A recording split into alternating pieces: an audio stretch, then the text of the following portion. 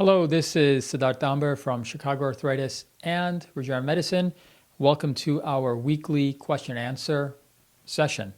So on this session, I'm discussing and answering questions that I get from patients frequently, as well as from my own team at work regarding what we do here at Chicago Arthritis and Regenerative Medicine, where we specialize on evaluation, management, and treatment of arthritis, tendonitis, injuries, and back pain, specifically specializing on non-surgical management of these conditions.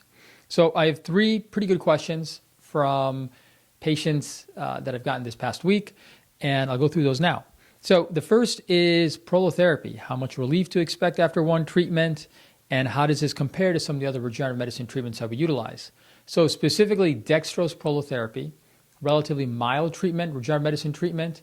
In general, what I recommend to people if they're pursuing that option is to do a series of 3 monthly treatments and then reassess where they are at that point. So as a general rule with a regenerative medicine treatment, you should expect some upfront inflammation for the first few days up to the first week, and then a slow progressive improvement. With dextrose prolotherapy, that inflammation is relatively mild, and that's why repetitive treatments tend to be required with that kind of treatment. In general, while I generally recommend start assessing that initial treatment outcome after 1 month, there are some people who can get some upfront benefit from dextrose prolotherapy. And I think some of the reason for that is because as we treat someone's arthritis or tendonitis or injury, you're treating not only the joint or the tendon that's been injured, but you treat the other supportive structures as well. And if there's any degree of instability or laxity in some of those other structures, by filling in that area with fluid, you can offer more structural support temporarily, which will then sometimes give pain relief relatively quickly up front. Long term, as you get that sort of inflammation cascade, which then leads to tissue remodeling and then eventually better function as well as stability, you do get a longer term improvement in that function and pain relief as well. Comparing dextrose prolotherapy to some of the other regenerative medicine treatments that we do, I would look at it this way. In general, what can be achieved with 3 dextrose prolotherapy treatments can be done with 1 platelet-rich plasma treatment, and generally what takes roughly 2 to 3 platelet-rich plasma treatments is what you can achieve with 1 bone marrow aspiration stem cell treatment. And so the keys here are that you're treating multiple areas, and that's regardless of product that you're using, whether that's prolotherapy, PRP, or bone marrow stem cells. And it's more a matter of the strength of the product or the tissue that's being utilized. Second question I had was, I have a friend who was concerned that he may have gout, and he had started drinking cherry juice like it was going out of stock or something. Like he was just drinking that up extremely profusely and wanted to know if that's helpful for gout. So tart cherry juice is something that a lot of people drink for gout. Does it work?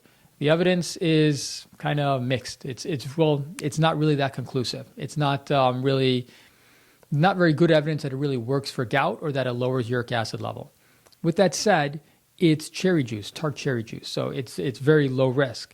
The things that I recommend from a nutritional standpoint for gout are when you look up what are the potential foods and drinks that can actually lead to higher levels of uric acid, which then leads to gout, it's most things that you can consume.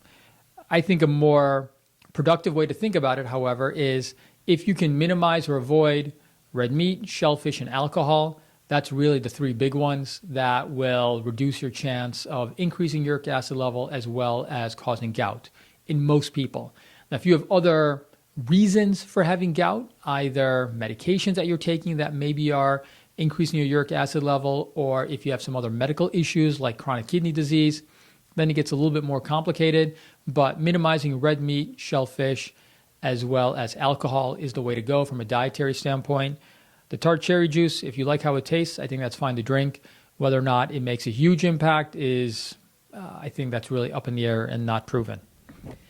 The last question that I had was, I'll frequently see people who present with, they're asking about a possible regenerative medicine treatment option, and they have multiple areas that are problematic.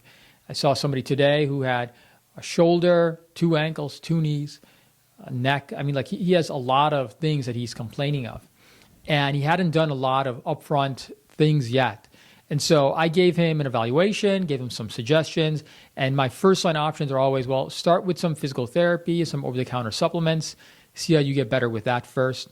And let's say you say, you know what, both my knees are doing okay, one ankle's okay, but I still have a little bit of a shoulder and ankle issue, then let's focus on any sort of procedural treatment on those kind of issues. Try that option first rather than hitting everything right off the bat, because some things can get better, which is very conservative care. And realistically, the times you want to focus and utilize and reserve those kind of regenerative medicine treatments are when you've actually failed conservative options.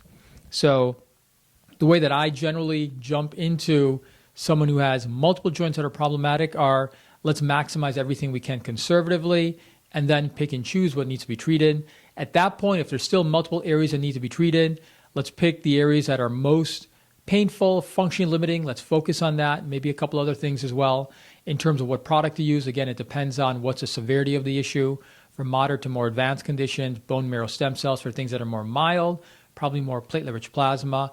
But take it in that kind of stepwise fashion so that you give yourself the best chance of a good outcome, and so you're able to focus on the issues that are remaining persistent and resistant, that are not getting better, to your own self-care.